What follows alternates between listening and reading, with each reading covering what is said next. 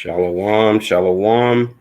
First and foremost, I want to give all honor and glory to Yahweh, Bahashem, Hamashiach, Yahushai, Rakwak Kadash. And I want to say peace and salutations to all the elders of Great Millstone and all the apostles and Elder Sagalah and the Yahweh. And I want to say shalom to all the Akwabs and Akim. And I'm going to do this lesson. I am serving Ariel, as you can see. And I'm going to do this lesson titled, They Take Bitter for Sweet and Sweet for Bitter. And I'm going to start with the book of Isaiah, chapter 5, verse 20 through 21. And it reads, Woe unto them that call evil good and good evil, that put darkness for light and light for darkness, that put bitter for sweet and sweet for bitter. Now, we can see this going on in this society. I mean, they're accepting everything that's evil. They're accepting the transgenders, the same-sex marriages, people marrying their horse or different animals. They've accepted all this wickedness in this society. And that's why, the Lord is taking action. He's not going to sit back no more and watch as they exercise in all this wickedness that they're doing. He's not going to stop with the quakes. He's not going to stop with tornadoes. He's going to continue ramping it up until he accomplishes his mission, because these people, their sins have reached unto heaven, like he said in the book of Revelation. And the Most High Yahweh has remembered their iniquities. Verse 21 says, Woe unto them that are wise in their own eyes and prudent in their own sight, because they think they're so, they think they've got all the answers, because they have this world's wisdom. But the Lord, he actually said that the wisdom of this world is foolishness with the Most High. He says through Apostle Paul, for as it is written, he taketh the wise in their own craftiness. So this place is wicked. And so that's why it's all falling apart according to the Most High Yahweh's plan. The book of Jeremiah, chapter 4, and I'm going to read verse 22. And it reads, For my people is foolish. And this is Yasharallah. This is our people. He said, My people is foolish. They have not known me. They are sottish children. He said, they're stupid children. This is what he said. They're stupid children, and they have none understanding. They are wise to do evil, but to do good, they have no knowledge. So this is what the Lord said. He said that they are wise to do evil, but to do good, they have no knowledge. So this is addressing Yasharallah. And of course, the other nations, they're doing this, the wickedness on the earth, because they're being wicked and being what they are on the earth. And shalom to Akwat Yapa, and shalom to the Malak Hawashaya, Yahweh Bashem, Mashiach Yahushai, Baraka Dam to you all. And I'm going to stay in the book of Jeremiah, chapter 2, and I'm going to read verse 13 through 14. And shalom to the Malak Mashak from playing upon tables, and the Malak Micaiah. Shalom to you, kings. Yahweh Bashem, Mashiach Yahushai, Barakatham to you all. Jeremiah chapter 2. And I'm going to read verse 13 through 14, and it reads, For my people have committed two evils. They have forsaken me, the fountain of living waters, and hewed them out cisterns, broken cisterns that can hold no water. So it's like he's clowning our people, because he's saying our people is like an underground water tank that just can't hold water. It says, or like a bag with holes. It's like they hear the word and it goes in one ear and out the other. Because they hear it, but they won't be doers. Like James said, they have to, because he wants us to receive the engrafted word, which is able to save our soul. This is what he wants. But a lot of people, they'll hear it, and then it'll go in one ear and then out the other. And then it says, Is Israel a servant?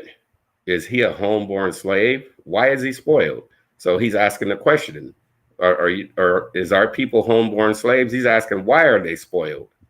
He's asking a question. And I see the precept that the Malak Mashak put up Baruch chapter 3, verse 12, and it reads, thou hast forsaken the fountain of wisdom. And then Baruch 3 and 13 says, for if thou had walked in the way of Yahweh, thou should have dwelled in peace forever. See, that's the thing. He would have given us that peace that surpasses all understanding. We wouldn't have had to be dealing with, these different captivities if our people would have just listened from the beginning. It would have went well. Like Job had said, he said, if we would have acquainted ourselves with him, things would have went well for us. But our people, they're stiff-necked and they're rebellious. I'm going to go to the book of John, chapter 7 and verse 38. The book of John, chapter 7 and verse 38, and it reads, he that believeth on me, as the scriptures has said, out of his belly shall flow rivers of living water. So it has to be written as the scriptures have said, because then he said, out of our bellies will flow the rivers of living water. The word would just flow. And shalom to the Akwat Sarai Mullah, Yahweh Bashem and Mashiach, Yahweh Shai Barakatah to you, Akwat. So the Lord is saying, if you're doing it as the scriptures have said, it's just going to flow like living water. Because this is the water. This is the living water, the word. Going back to the book of Jeremiah, chapter 17. Jeremiah 17, verse 12 through 14. And I was headed to go out to hit the highways and hedges, but it's raining pretty hard out here in Washington. So I said, well, I got to still do the work. We have to do the work while we still can, like the Lord said. Jeremiah 17, verse 12 through 14, and it reads, a glorious high throne from the beginning is the place of our sanctuary. So from the beginning, the Lord wanted us to be on the top. He didn't want us to be on the bottom of these people. He said a glorious high throne was the place of our sanctuary from the beginning. But because our people did, they wanted to go against the Most High, now here we are. But the good news is, he said, through the prophet Malachi, if we return back to him, he's going to return back to us. Verse 13, O Lord, the hope of Israel, all that forsake thee shall be ashamed, and they that depart from me shall be written in the earth, because they have forsaken the Lord, the fountain of living waters. See, but the ones that are being obedient, he says, we're not going to be ashamed nor confounded. We're going to be that world without end. We're not going to be ashamed. We're going to be, because if you're doing what he says, you're going to be walking in the light and in the newness of life. And that's what he wanted us to do. He said to let our lights so shine so all men can see, and women can see our good works and glorify our Father, which is in heaven, the Ottawan. So that's what we're supposed to do. The book of Matthew, chapter 5, going back to the words of Yahweh, Matthew 5 and verse 6, and it reads, blessed are they which do hunger and thirst after righteousness, for they shall be filled. So if you're hungry and you're thirsty, he's going to fill you up. Like he said with the prophet Jeremiah, if you're searching for me, you're going to find me if you're searching for him with your whole heart. It has to be wholeheartedly, and then he's not going to upbraid. Like he said in James, if any of you lack wisdom, we have to go to Yahweh, who gives it to all men liberally, and he upbraideth not. He's not going to hold it back. He's going to give it to you if you're sincere, have a sincere heart. He's going to give it to you. The book of Revelations, chapter 10. Book of Revelations, chapter 10, and I'm going to start at verse 9 and read 9 and 10, and it reads, Salakia, just lost my spot. Verse 9, and it says, and I went unto the angel and said unto him, give me the little book. And he said unto me, take it and eat it up, and it shall make thy belly bitter, but it shall be in thy mouth sweet as honey. See, a lot of times, when people first hear the word of the Most High, it sounds real good to them. But once they know they have to start making these changes and change their lifestyle, then that's the bitter pill. Verse 10. And I took the little book out of the angel's hand and ate it up, and it was in my mouth sweet as honey. And as soon as I had eaten it, my belly was bitter. So that's what happens with our, the people, once they know they got to make the changes, then they start getting a little bitter. That's that bitter pill, because now they have to make the changes. But Yahushua, he said it all through the scriptures, like with Joshua. He said we have to choose ye this day as to whom we're going to serve. He made it clear there. It says, but as for me and my house, we're going to serve the Most High. He said it all through the precepts. The book of Psalms, chapter 34, and verse 8 through 11. Book of Psalms, chapter 34, and verse 8 through 11, and it reads, O taste and see that the Lord is good. Blessed is the man that trusteth in him. See, the ones that have seen, they've tasted and they've seen, we know, because we've been on both sides of the fence. And you don't want to go back on the other side, because he doesn't want you lukewarm. Because he says if you're lukewarm, he's just going to spew you out. He's going to spit you right out. So we've seen and we've tasted that the Lord is good. So we know how he is. So we want to make sure we continue steadfast and unmovable, looking unto Hamashiach, Yahushua, which is the author and finisher of our faith. Verse 9, it says, O fear the Lord, ye his saints, for there is no want to them that fear him, because you won't be lacking or wanting nothing. He said he's going to supply all of your needs according to his riches and glory. He's going to supply them all. And then it says in verse 10, the young lions do lack and suffer hunger, but they that seek the Lord shall not want any good thing. See, that's how he said he's going to supply all your needs. You're not going to be lacking or wanting nothing. And shalom to the sons of Yahushua, Yahweh Bashem and Mashiach Yahushua Barakathon to you. Verse 11, come ye children, hearken unto me. I will teach you the fear of the Lord. So he's telling us we need to come unto him. Isn't that sound like what he said in Matthew? The same thing in Matthew 11, starting at 28. He said, come unto me, all of you who labor and are heavy laden, and I will give you rest. For my yoke is easy, but my burden is light. That's Yahushua. But see, a lot of people, they want the bitter.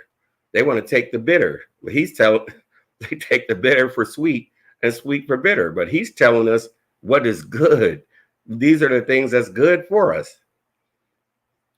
The book of Psalms 100. Psalms 100 and verse 5. Psalms 100 and verse 5, and it reads, for the Lord is good, his mercy is everlasting, and his truth endureth to all generations. Now listen to that good news. It says the Lord is good. His mercy is everlasting, and his truth endureth to all generations. So he says he's not going to change, because he doesn't change. He says, I am the Lord thy God, I change not. But people have changed. Our people changed and turned on him, but he doesn't change. It says there is no variableness in the book of James of shadow, nor shadow or turning. He doesn't change. Just our people did. Going to the book of, back to the book of Jeremiah, chapter 17, and I'm going to read verse 5 through 8. And it reads, Jeremiah 17, verse 5 through 8. Thus saith the Lord, cursed be the man that trusteth in man and maketh flesh his arm, and whose heart departed from the Lord.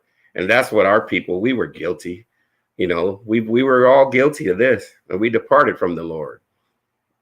And then it says, verse 6, for he shall be like the heath in the desert, and shall not see when good cometh, but shall inhabit the parched places in the wilderness, in a salt land, and not inhabit it. So you're going to be like the people out there now. They're losing everything. They're Esau starting to be the vagabond like he was from the beginning, a thief and a vagabond. So this is what the Lord is saying. You'll be just like that. You'll be out there having nothing. Verse 7, blessed is the man that trusteth in the Lord, in whose hope the Lord is. So the one that this goes back to what Moses said in Deuteronomy, the blessings and the curses. If you be obedient, he says you're going to be blessed. If you go contrary to what he said, then you're going to be cursed. Verse 8. For he shall be as a tree planted by the waters, and that spreadeth out her roots by the river, and shall not see when her heat cometh. But her leaf shall be green, and shall not be careful in the year of drought, neither shall cease from yielding fruit. You're going to always bear that fruit. Like he said in John 15, he says, you did not choose me, but I have chosen you and appointed you that you should go out and bear fruit, and that your fruit remain. So then you can go and ask anything in the Father's name, and he will give it to you according to his will. He's going to give it to you. Jeremiah chapter 7, and I'm going to read verse 23 to 26, and it reads, but this thing commanded I them, saying, obey my voice, and I will be your God Yahweh, and ye shall be my people, and walk ye in all the ways that I have commanded you, that it may be well unto you. See, that precept there reminds me of Job, how he said, if you acquaint thyself with thee, then things will go well for thee. Verse 24, but they hearkened not, nor inclined their ear, but walked in the counsels and in the imaginations of their evil heart, and went backwards and not forward. So that's what a lot of people are choosing. They're choosing the bitter and the sweet. They rather have the evil than the good. Verse 25, since the day that your fathers came forth out of the land of Egypt unto this day, I have even sent unto you all my servants, the prophets, daily rising up early and sending them. And then because our people were out there putting in the work, they're out on pretty much every corner putting in the work. So that's the Lord stretching out his hand. But he said, I have stretched out my hand in Proverbs, but no man regarded. So now when the time comes, when they're going through all that affliction, he's going to laugh at their calamity, because they're taking the bitter. They want the bitter rather than the sweet.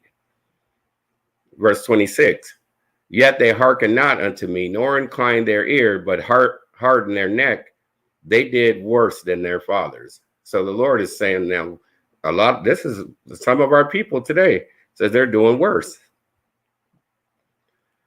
Jeremiah chapter 5, Jeremiah 5, and I'm going to read verse 26 to 31, and it reads,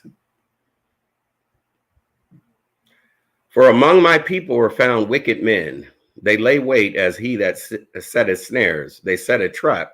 They catch men. Verse 27, as a cage is full of birds, so are their houses full of deceit, full of lies. Therefore they are become great and waxen rich. See, the Lord, his eyes is in every place, and he's beholding the evil and the good, is what he said through Solomon in Proverbs. So he says they are waxen fat, they shine. Yeah, they overpass the deeds of the wicked. They judge not the cause of the fatherless, yet they prosper, and the right of the needy do they not judge. So he's getting into a lot of Yasharallah that's making the Father's house a marketplace, and they're profiting on the people, but not being just, using just weights and balances. He's saying a few things here. Verse 29, shall I not visit for these things, saith the Lord? Shall not my soul be avenged on such a nation as this? He says he's going to take vengeance. He's not going to greet the people as a man. He says, vengeance is mine, saith the Lord. He says he's going to repay in the book of Hebrews, chapter 10, verse 30. A wonderful and horrible thing is committed in the land. The prophets prophesy falsely, and the priests bear rule by their means. And my people love to have it so. And what will you do in the end thereof? And he says a lot of our people, they love to have it so, but the Lord is not pleased. He's not pleased. He told us how to do it in the scriptures, and he gave us straight commandments from the foundation of the world. And he didn't change. He never changed. But it's like I said earlier, our people, they've changed. The book of Proverbs, chapter 24, verse 13 to 16, and it reads, "My son, eat thou honey, because it is good, and the honeycomb, which is sweet to thy taste." So we gotta eat this word. This is what he's getting into. We got to eat this word on a daily basis. Verse 14, "So shall the knowledge of wisdom be unto thy soul when thou hast found it. Then there shall be a reward, and thy expectation shall not be cut off." Because he said he's coming quickly in the book of Revelation, and his reward is with him to give every man according as his work shall be. So that's why we got to make sure we're doing things according to how it is written. Verse 15, "Lay not wait on, O wicked man, against the dwelling of the righteous. Spoil not his resting place." So he just wants us to wait on him. That's what David was saying. Wait on the Lord and be of good courage, and he will strengthen our hearts. He said to wait, I say, on the Lord. We just have to be patient and let patience have its perfect work. Verse 16, "For a just man falleth 7 times and rises up again, but the wicked shall fall into mischief." So a just man, yeah, he may fall, but you get back up. But the wicked he's falling into mischief. The Lord has their number. The book of Ephesians, Apostle Paul, chapter 5, and verse 1 through 3, and it reads, "Be therefore followers of Yahweh as dear children."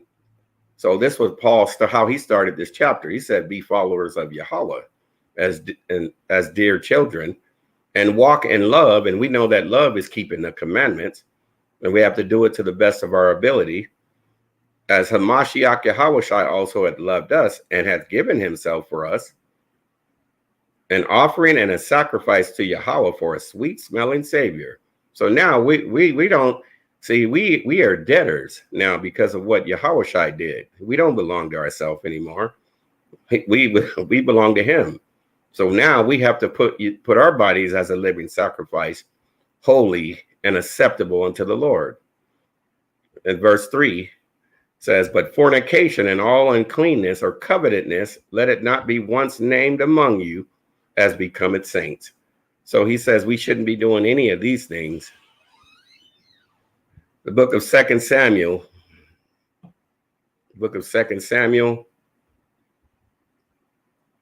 chapter 23 and verse 2 to 4, and it reads, "The God Yahweh of Israel said that the rock of Israel spake to me, He that ruleth over man must be just, ruling in the fear of Yahweh. And he shall be as the light of the morning when the sun rises, even a morning without clouds, as a tender grass springing out of the earth, like clear shining after rain." So in any of the, people, now this is the people that are in power now, he's addressing them, but he's also addressing anybody that's in power. But we know that Esau, they're going to get their judgment, and so are the other heathens. But even if our people are in power, they have to be just, ruling in the fear of the Lord. And then he says you're gonna be like the clouds, as a tender grass springing out of the earth, as a clear shining after rain. So you're going to be doing things with just weights and balances, and you're going to be doing it being obedient to what he said. 1 John, book of 1 John, chapter 5, verse 3. Salaki, I passed it. 1 John chapter 5 and verse 3, and it reads, "For this is the love of Yahweh, that we keep his commandments, and his commandments are not grievous." They're not that hard, he's saying, through Yachanan the Revelator. He said they're not that hard, but a lot of people, they want to make it hard. 2 John chapter 1, verse 6, he's saying the same thing. "And this is the love," and Salakia, "and this is love, that we walk after his commandments. This is the commandment, that as you have heard from the beginning, ye should walk in it." Because it never changed from what he said when he gave Moses and the elders the laws, statutes, and commandments on Mount Sinai and Horeb. It never changed. But a lot of people, they wanted to change. That's why Paul said in Romans chapter 1, who changed the truth of Yahweh into a lie and worshiped and served the creature rather than the creator, who's blessed forever. Amen. The book of Psalms chapter 119. The book of Psalms chapter 119. And I'm going to close out with this. We'll start at 103 and go to 106. And it reads, how sweet are thy words unto my taste. Yes, sweeter than honey to my mouth. These the words of Yahweh are good. And we've seen and tasted that the Lord is good. So anyone that's, they've got a taste, they should continue on and continue steadfast, not turn and waver, continue running the race. Verse 104, through thy precepts I get understanding, therefore I hate every false way. 105, thy word is a lamp unto my feet and a light unto my path. And that's why in Proverbs he was saying, lean not to your own understanding, but in all thy ways acknowledge him, and he's going to direct your path. You just let him lead you and guide you through these precepts. He's going to lead you in the way you should go. And he's going to guide you with his eye. This is his eyes. Verse 106, I have sworn and I will perform it, that I will keep thy righteous judgments. So this is what David said. But that was Yahweh Shai. We know that was him. He came in the volume of the book. It was written of him to do thy will. But so it was always him in the spirit, but that was David that wrote this. So that's what we want to be. We want to be like David. We want to be men after Yahweh's own heart. And the Aquas, too. Men and women after Yahweh's own heart. And with that, I hope, the lesson was edifying to everyone and everyone that tuned in and exhorting. And, like I said, it was raining pretty hard out here today, but Yahweh willing, we're going to get right back out there. Get right back out there on the block. And I want to say peace and salutations to everyone that tuned in, and to all the Malaks and all the Aquas and all the elders, and continue doing this work and putting in your brick. And with that, I want to say shalom.